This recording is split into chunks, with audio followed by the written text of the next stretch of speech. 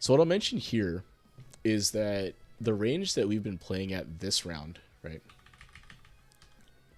You see how much space there is here, right? Mm-hmm.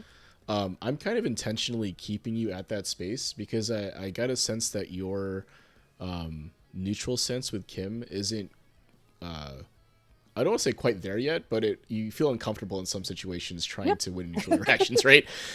Yep. So what I'm expecting here actually is slides, teleports, and jumps, right? And I'm trying to get away from doing the Yeah, slides, especially. yeah. So I that's was why I'm still standing doing at the space I'm slides. standing at here, right? Is that I'm expecting that to happen. So as you walk forward, you see I'm kind of maintaining that space. So and then you jump, right? I mean, it bait me, Mm-hmm. and this works beautifully, by the way. But if a player you're playing against is giving you this much space, you should just walk forward and take it up, right? Because look, if you look at what happens here, we don't interact with each other at all, right? So this is round Mm-hmm. start, right? And you can see that we've moved like a quarter screen closer to the corner without anything you've done, right? You didn't do anything yet until this Right. jump, obviously, but you can see I'm giving you the space to I'm giving up the space, if you will, to maintain this distance so that I can react to stuff, right? So if you're trying to get better at neutral, which is one of the things I think you mentioned is that how do Mm-hmm. you approach a neutral game, if you will. One of the things that you want to pay attention to in neutral is how your opponent reacts when you walk forward, when you walk back, when you jump, right? As you do things, what does your opponent do, right? So if I was, on the other end of this and seeing my opponent back up, I would just continue walking forward, right? Obviously not like, charge forward at them, but you would walk forward to see what kind of space they're trying to maintain, right? So again, if you look, like I'm trying to maintain this longer space outside of both of our normals because I'm expecting you to do something to skip neutral here, right? Teleport slide Mm-hmm. because you had slid in on me a couple. You've slid on me a couple of times, right? Teleported I think once, maybe twice, right? Yeah, elbow drops and stuff like that, right? So you've shown that you can you're willing to do those options, which is again totally fine. But if you notice how I'm playing you in this round, right? All those things are going to be able to get checked at you at this space, right?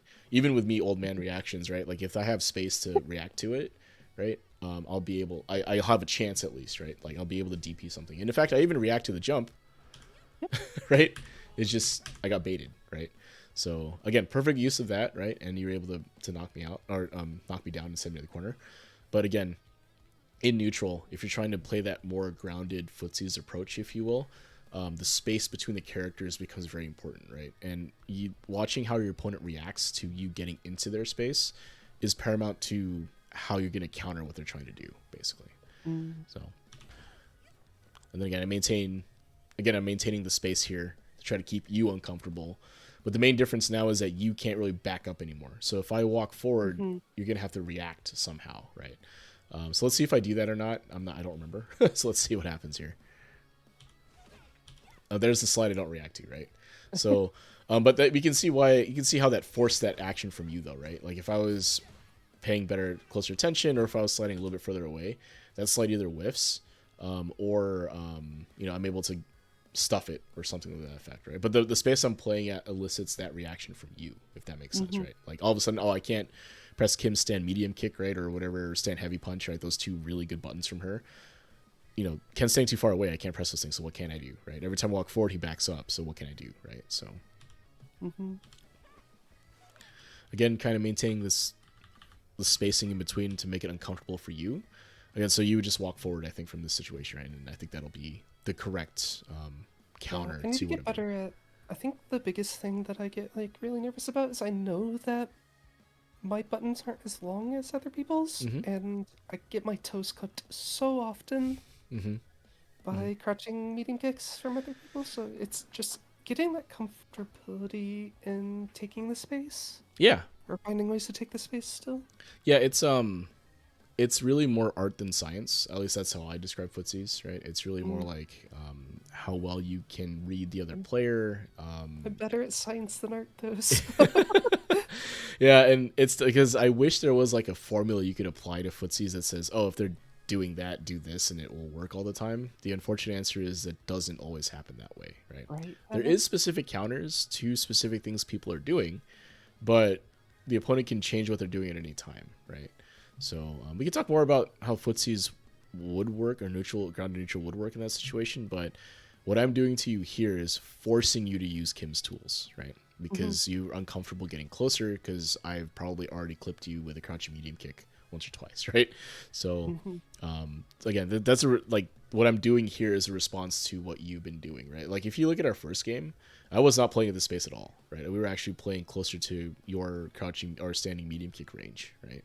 And that's when I lost, right? It was actually when you hit me with that a couple of times, got the drive rush combo off, right? Put me in the corner and forced me to guess, right? That's how I lost. So the adjustment I made was to force you to try to play with Kim's neutral tools or force you to come to me, right? Like I'm not really forcing anything right here, right? So again, that's just an adjustment that I made to beat you, and it's something you'll have to consider as you rank up more and more. Like higher level players will adapt quickly, right? Like probably within the first game, right? Or first two interactions, right? So you have to be ready for their adaptation to what you're doing and be ready to adapt to whatever they're doing, right? So in this case, what you could have started doing is just walking forward into the range, take up the space I'm giving you, because I'm not throwing fireballs either, right? Like if you look, Right, yeah. right, I'm not really throwing fireballs either, right? So I'm kind of waiting for you to do something, and then I'm going to try to react to it, right? So if you had just walked forward, take up the space, that would elicit some kind of response from me, and then from there you would try to counter whatever that is, right? Maybe I start throwing fireballs, in which case you can get around the fireball, right? Like slide, I think, right? You can slide under it or teleport or whatever. Or maybe I start pressing buttons, right? In which case you can use Kim's buttons to try to whiff punish, right? Even though Kim's buttons aren't as long, they don't have to be if I'm pressing buttons as you're coming in, right? You can try to do the whiff punish stuff, right? So things can happen from there. But if I'm forcing you to play in a situation where I think I'm going to beat you, you may end up losing at long term, right? Because if you're not adapting to that, then whatever counter I'm applying is just going to continue working, right? So